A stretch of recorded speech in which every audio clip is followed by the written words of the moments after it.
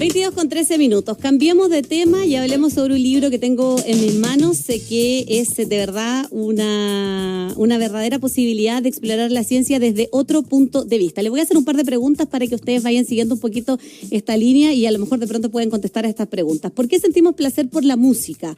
¿Por qué sentimos dolor? ¿Es posible elegir lo que soñamos? ¿Por qué somos al parecer el animal más inteligente?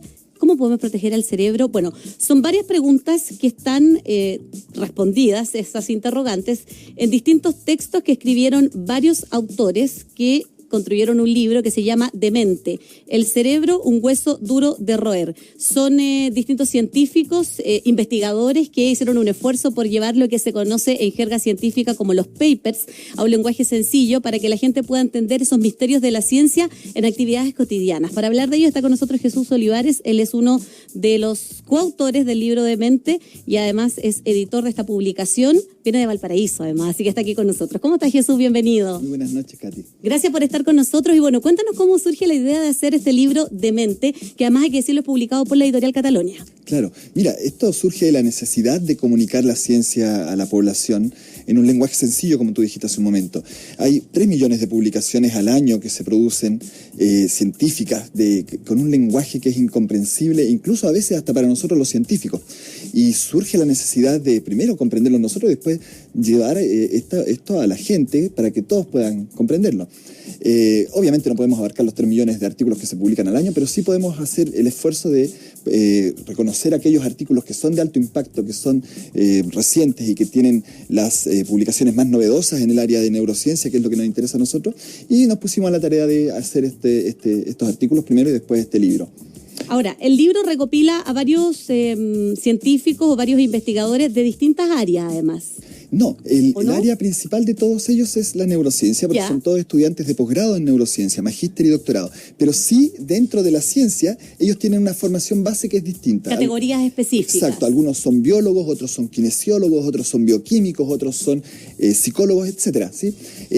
Pero todos llegan a estos posgrados y tienen la capacidad de hacer una formación común en el área de la neurociencia, que es la especialización que tenemos nosotros. Yo voy a mencionar algunos. Ustedes dividen en varios capítulos. Por ejemplo, el primer capítulo que tenemos en mente, y ahí hay varias preguntas. Por ejemplo, ¿te imaginas poder elegir lo que soñamos? Soñar para cambiar recuerdos. Comunicación intercerebral cada vez más cerca de la telepatía, que es un artículo que escribiste tú. Después va al capítulo 2, la evolución de la mente, donde hablamos, por ejemplo, qué nos hace superar a los chimpancés. En el capítulo 3 hablamos de socialmente, donde hay temas incluso súper profundos como pedófilos por su cerebro los conoceréis, o sea, un tema que está en boga. Después vamos a frágilmente, donde se puede hablar, por ejemplo, del Alzheimer, que es un tema que está muy en boga. Y el 5, que es sanamente, donde se habla incluso de la conexión del cerebro con la lactancia. Exacto. Sí, la idea es abordar temas cotidianos, cercanos a las personas, para que de esta forma se puedan responder muchas de las preguntas que normalmente están en la mente de todas las personas, ¿sí? Y de esta manera nosotros nos pusimos a la tarea de reconocer estos artículos desde nuestras disciplinas, pero también desde nuestros intereses comunes, ¿sí? Esto surge el año 2013 en el contexto de un curso para los estudiantes de doctorado y magíster, que son todos profesionales. Lo organizamos con el profesor Oliver Schmachtenberg del Centro Interdisciplinario de Neurociencias, que es de donde vengo yo ahora. Y nos pusimos a reclutar estudiantes de doctorado y magíster. Ellos, al principio, partimos escribiendo algunos artículos que se publicaron en nuestra página web y posteriormente realizamos un convenio con el diario electrónico El Mostrador, con quien empezó a publicar nuestros artículos de forma regular, y actualmente ya tenemos una sección en este segmento, en este periódico. El punto es que en algún momento teníamos tantos artículos y la posibilidad de reeditarlos y construir un libro surgió de repente y nos pusimos a la tarea de hacerlo. Y bueno, y ese es el resultado que tú tienes ahora en tus manos, que es nuestro orgullo, el libro Demente. La idea es que la gente pueda leer cada uno de estos artículos, pero yo si te tengo acá tengo que contarle algunas de estas historias a la gente. Y yo seleccioné algunas de las que tú escribiste, porque tú hablas sobre el placer de la música, que hay una explicación cerebral, científica ahí tras eso, pero hay uno que me intriga más también sobre los fantasmas, dice, apariciones. ¿Está en la mente el tema de los fantasmas? Explícame por favor de qué se trata este artículo puntual que tú escribiste. Claro, precisamente aborda el tema paranormal desde la ciencia. Es un tema que normalmente los científicos no nos preocupamos y no nos metemos porque explicamos fenómenos naturales, no paranormales o no naturales, ¿te fijas? Y en este caso un grupo de científicos se puso la tarea de explicar un fenómeno paranormal específico, que es el feeling of a presence, como dicen los gringos, que es la sensación de una presencia cercana. Esta sensación que hemos tenido todos en algún momento, ¿sí? Ellos, para realizar esto, básicamente lo que hicieron fue construir dos robots, ¿sí? Un robot principal que recibía una tarea de parte de una persona que era un sujeto de investigación, y un robot secundario que replicaba una respuesta en base a la tarea que le pidiera a la persona. La tarea era tocar el robot principal. Una vez que se tocaba el robot principal, se generaba un toque en la espalda a la persona que estaba realizando ese toque.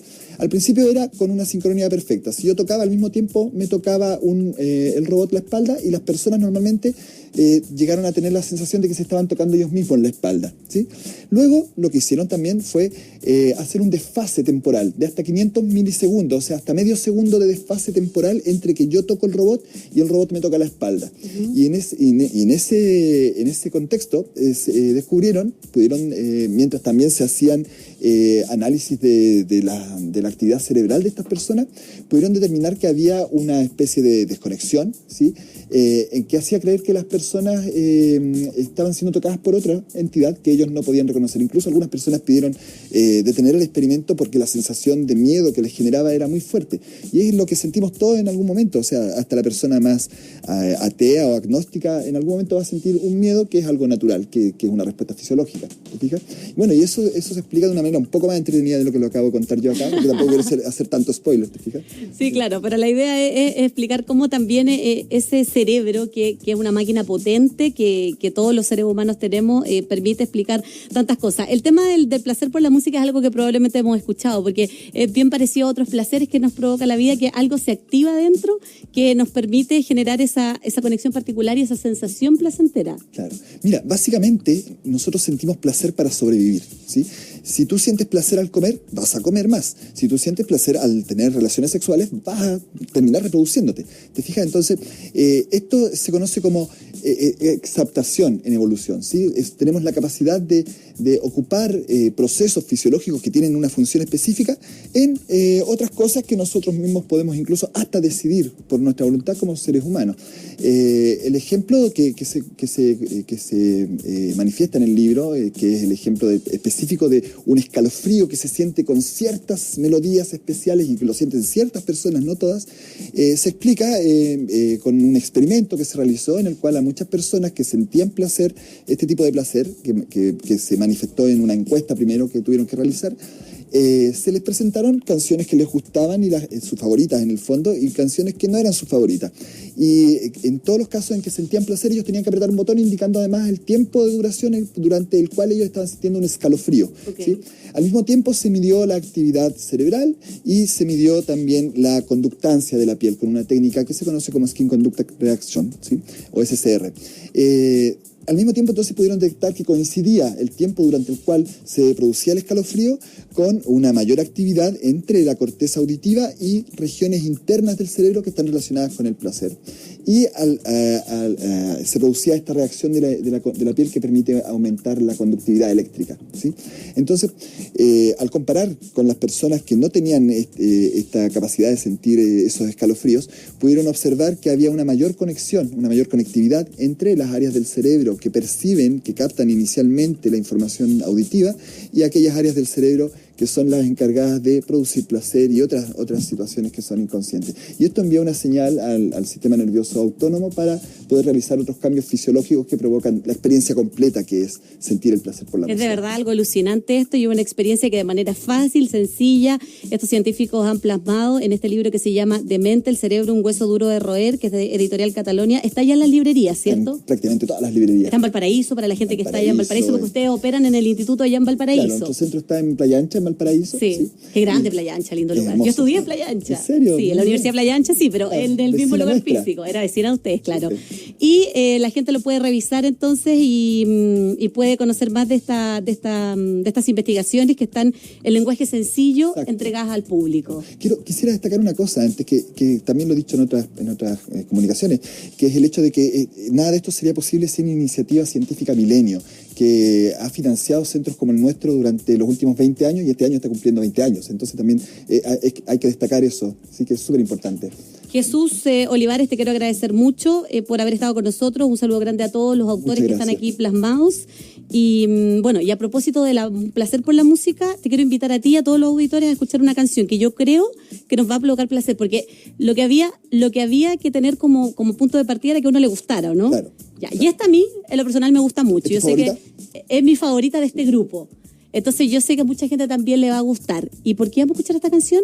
Porque están con nosotros, nos van a contar y son la siguiente entrevista. Ay, ¿quiénes son? Esta es Locura Espacial, son los Chancho en Piedra. Gracias, Jesús, por Excelente. acompañarnos. Que estés Gracias bien. a ti, muy Chao.